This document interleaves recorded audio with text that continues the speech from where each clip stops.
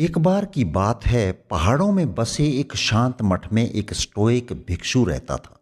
वह अपनी बुद्धिमता और शांति के लिए जाना जाता था। एक दिन एक युवक उस भिक्षु के पास आया और बोला कि गुरुजी, मैं सफल होना चाहता हूँ।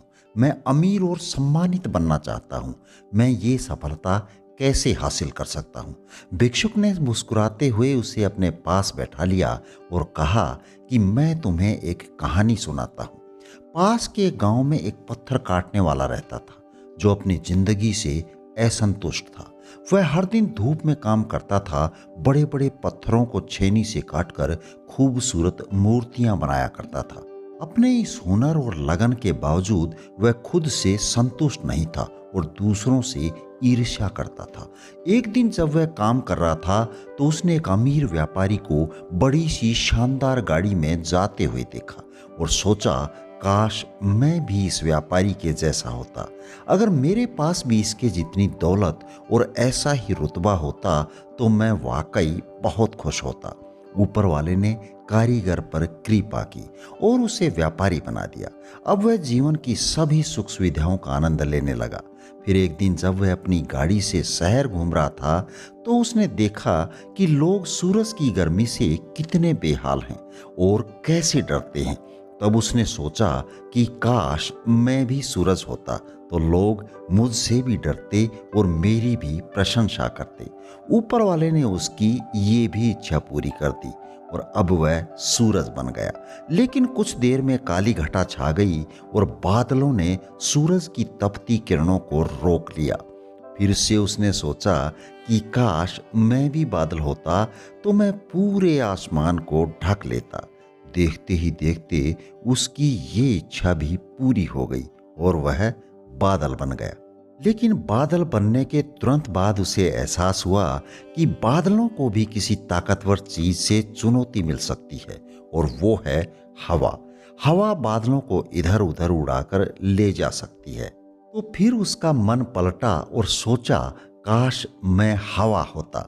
बस फिर क्या था, वह हवा बन गया और खेतों, खलियानों और पहाड़ियों के ऊपर से तेज हवा के रूप में बहने लगा। उसने सोचा कि शायद अब उसे कोई नहीं रोक सकता और वह अजेय है। लेकिन फिर उसे एक मजबूत बड़ा सा पहाड़ मिला। इसको हिलाना उसके वश से बाहर था और वह निराश हो गया। उसका चंचल मन फिर से मचल गया और सोचा, काश मैं भी इस पहाड़ के जैसा होता तो मुझे कोई नहीं हिला सकता था। इस तरह से उसकी ये इच्छा भी पूरी हुई और वह पहाड़ बन गया। अब वह बहुत ही खुश था, लेकिन कुछ ही पल में उसे एक अप्रत्याशित अनुभूति हुई।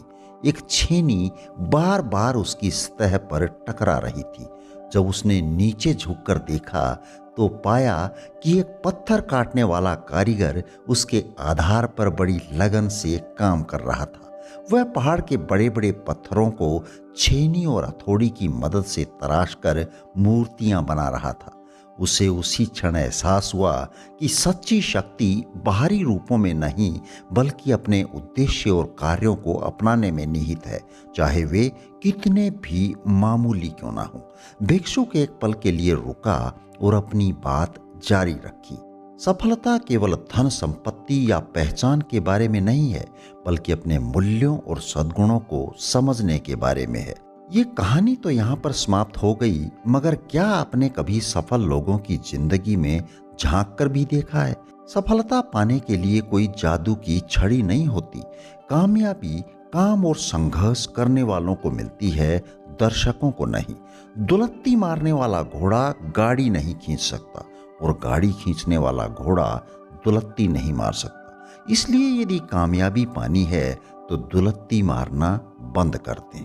घुड़दौड़ में जीतने वाले घोड़े हारने वाले घोड़ों की तुलना में लगभग 10 गुना या इससे भी बड़ा इनाम पाते हैं। आप क्या सोचते हैं? क्या जीतने वाले घोड़े हारने वाले घोड़ों से 10 गुना तेज दौड़ते हैं? बिल्कुल नहीं।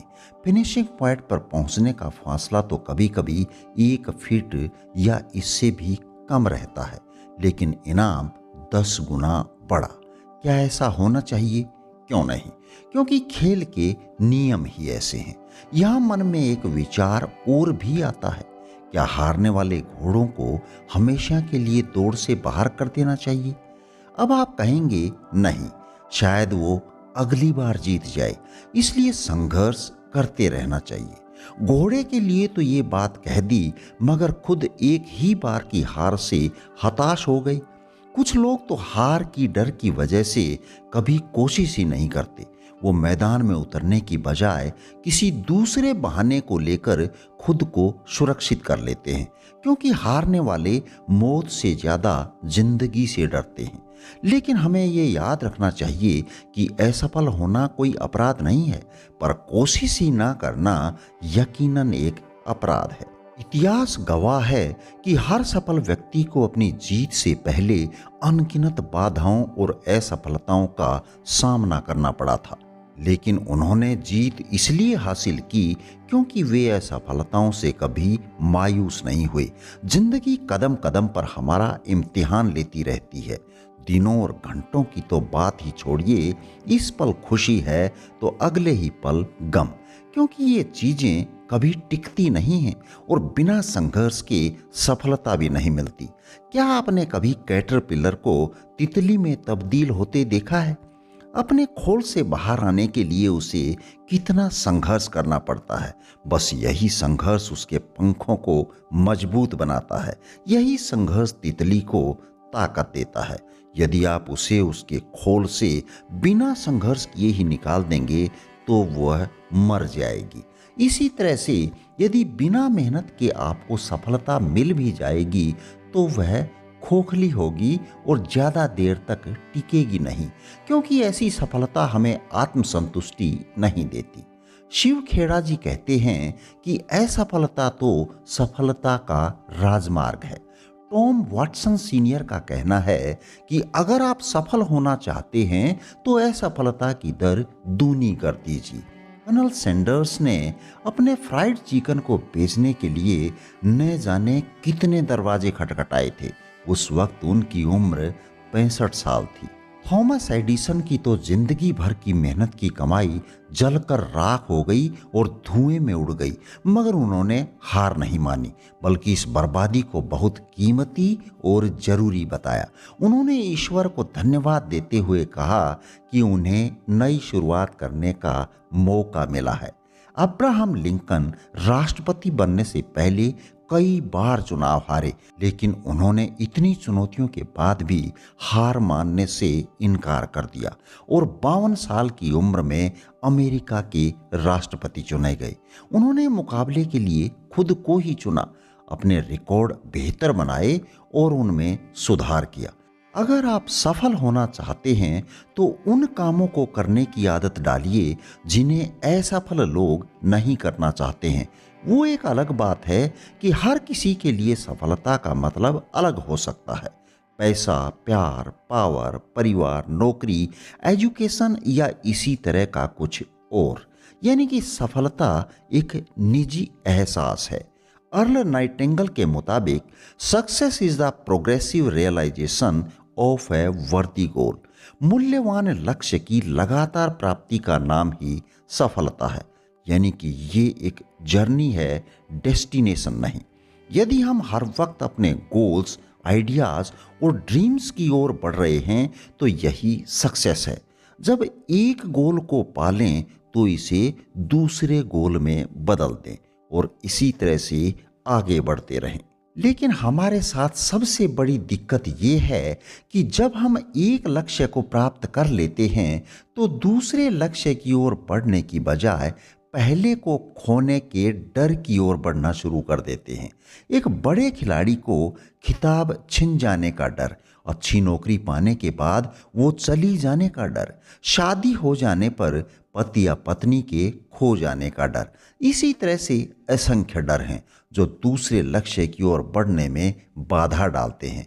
कोई भी लक्ष्य यदि वह अतीत पर केंद्रित है तो टॉक्सिक हो जाता है। हम सभी को ये महसूस करने की ज़रूरत है कि हम बेहतर कल की ओर काम कर रहे हैं, भले ही आज का दिन बहुत अच्छा हो।